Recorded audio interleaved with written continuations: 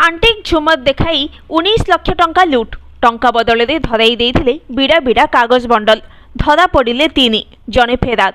एते परिमाणर टंका केउठु आनिले पीड़िता एहर तदंत करिबो आयकर विभाग। आंटिक झुमर लोभरे पड़ी हटहट हेले व्यवसायी। तेबे पुलिस त्वरित कार्यानुष्ठान फल समस्त 19 लाख टंका उद्धार हो जाइछि। एही अभियोग रे 3 जन को गिरफ्त करा जाइछि। अन्य जने अभियुक्त फेरार अछंती। गिरफ्त अभियुक्त माने हेले गोइलुंडी अंचलर शिवप्रसाद पट्टनायक, कटक अजय कुमार महांती, कंदरपुर बटकृष्ण प्रधान।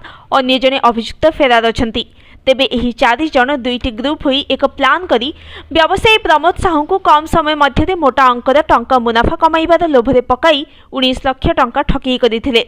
एसपी को कहवा प्रकार ब्रह्मपुर जने व्यवसायी प्रमोद साहू को शिवप्रसाद पट्टनायक निजकू विकास राव बोली कही तांका कंपनी विभिन्न आंटिक जिनस किणुथुबा कहिथिला। एभली कि 50 लाख रु 2 कोटी टंका पर्यंत